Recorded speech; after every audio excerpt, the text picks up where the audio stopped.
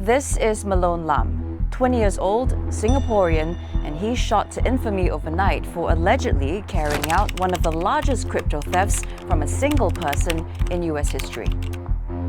And then he went on a spending spree, dropping obscene amounts at nightclubs in Los Angeles, gifting handbags worth tens of thousands of dollars, and amassing a collection of more than 30 luxury cars. So, what was he doing in America, and how did he pull it off?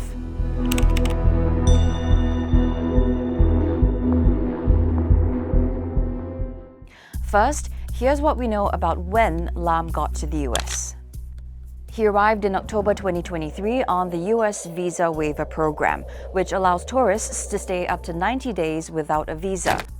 Fast forward, and it's been more than a year, and he's clearly overstayed his welcome. Court documents also revealed that Lam had no permanent residence while he was in the US, and he wasn't employed, so essentially he had no legal status there. Nonetheless, he apparently toggled between LA and Miami, where he was eventually caught. Now, let's look at the scam, one of several since at least August this year that landed Lam in trouble with the feds. Online, Lam goes by the monikers Anne Hathaway and $. His partner in crime, Jean-Diel Serrano, calls himself Versace God and @Skidstar. They came up with a plan to scam someone in Washington, D.C. We'll call him the victim. They chose him because he was a high net worth investor from the early days of cryptocurrency.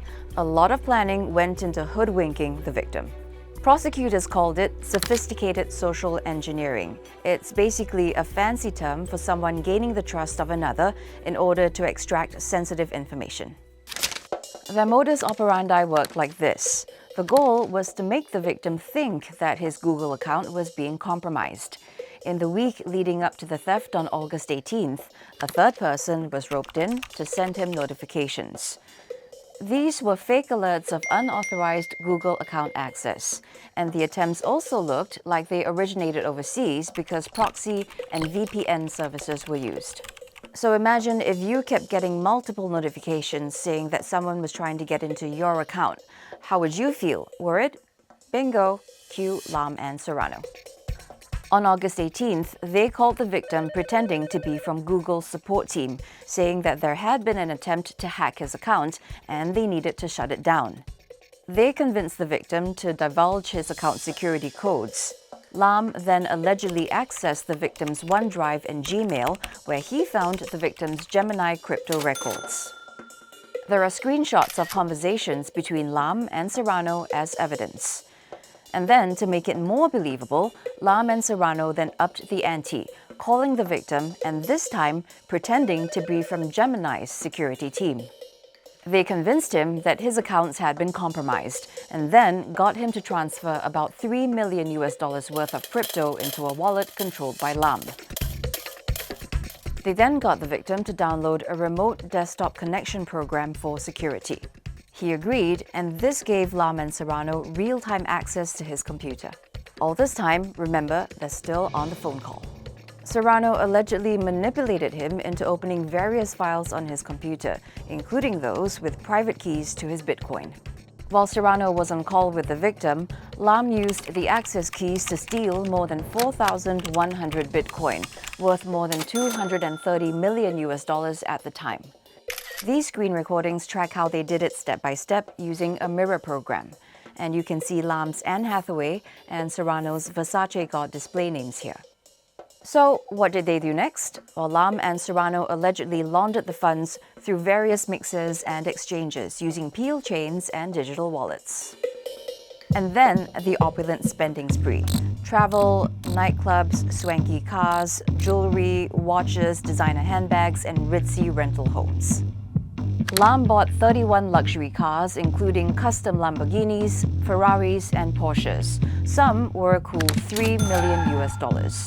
22 of these are still missing as of September 24th, including this one. Serrano rented this house in California at $47,500 per month. Lam also splurged on multiple home rentals in LA and Miami, including on Hibiscus Island. One had a monthly rent of $68,000. Lam also went big at nightclubs in Miami and LA, burning through about $500,000 each time. But the fun didn't last long, and their extravagance was short-lived. On September 18th, exactly a month after the theft, Serrano was arrested at Los Angeles airport after he came back from the Maldives with his girlfriend. She tipped off Lam, who immediately deleted his Telegram account. On the same day, Lam was nabbed by police in Miami. According to the Miami Herald, the FBI raided this posh waterfront home said to be a celeb favorite Airbnb rental. And at another house, they seized cars and watches.